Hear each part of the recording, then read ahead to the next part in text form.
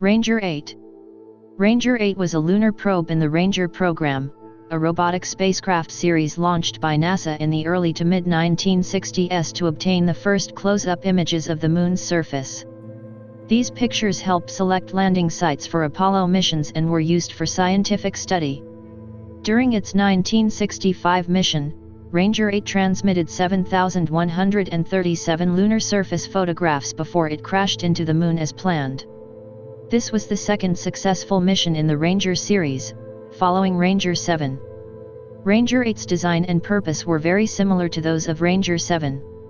It had 6 television vidicon cameras, 2 full scan and 4 partial scan.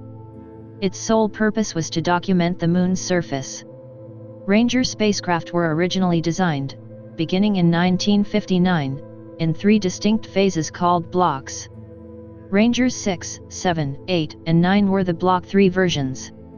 The spacecraft consisted of a hexagonal aluminum frame base 1.5 m across on which was mounted the propulsion and power units, topped by a truncated conical tower that held the television cameras. 2 solar panel wings, each 739 mm wide by 1,537 mm long, extended from opposite edges of the base with a full span of 4.6 m, and a pointable high-gain dish antenna was hinge-mounted at one of the corners of the base away from the solar panels. A cylindrical quasi-omnidirectional antenna was seated on top of the conical tower.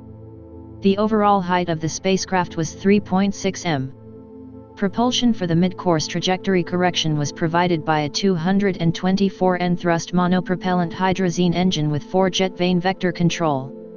Orientation and attitude control about 3 axes was enabled by 12 nitrogen gas jets coupled to a system of 3 gyroscopes, 4 primary sun sensors, 2 secondary sun sensors, and an earth sensor.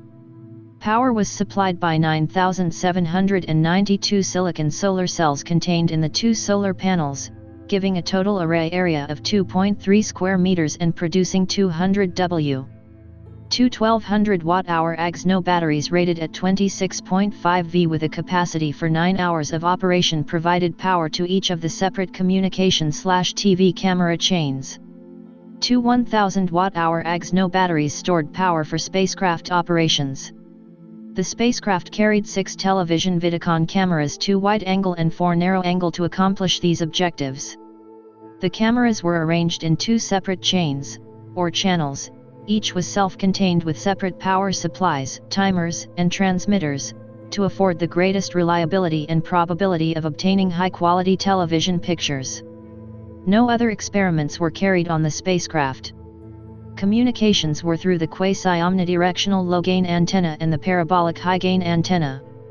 Transmitters aboard the spacecraft included a 60-watt television channel F at 959.52 MHz, a 60-watt television channel P at 960.05 MHz, and a 3-watt transponder channel 8 at 960.58 MHz.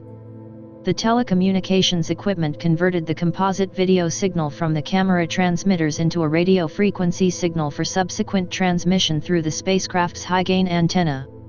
Sufficient video bandwidth was provided to allow for rapid framing sequences of both narrow and wide-angle television pictures.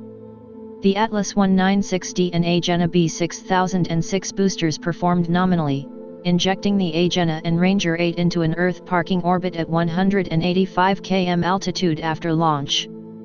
14 minutes later, a 90-second burn of the Agena put the spacecraft into lunar transfer trajectory, and several minutes later the Ranger and Agena separated. The Ranger solar panels were deployed, attitude control activated, and spacecraft transmissions switched from the Omni antenna to the high-gain antenna by 21:30 UT. On February 18, at a distance of 160,000 km from Earth, the planned mid-course maneuver took place, involving reorientation and a 59-second rocket burn.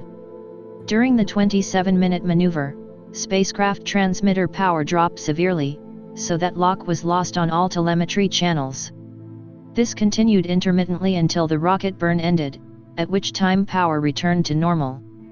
The telemetry dropout had no serious effects on the mission. A planned terminal sequence to point the cameras more in the direction of flight just before reaching the Moon was cancelled to allow the cameras to cover a greater area of the Moon's surface. Ranger 8 reached the Moon on February 20, 1965. The first image was taken at 9 hours 34 minutes and 32 seconds UT at an altitude of 2,510 km. Transmission of 7,137 photographs of good quality occurred over the final 23 minutes of flight. The final image taken before impact has a resolution of 1.5 meters. The spacecraft encountered the lunar surface in a direct hyperbolic trajectory, with incoming asymptotic direction at an angle of 13.6 degrees from the lunar equator. The orbit plane was inclined 16.5 degrees to the lunar equator. After 64.9 hours of flight, impact occurred at 09:57:36.756 UT on February 20, 1965, in Mare Tranquillitatis at approximately 2.67 degrees north, 24.65 degrees east. Impact velocity was slightly less than 2.68 km/s, approximately 6,000 mph.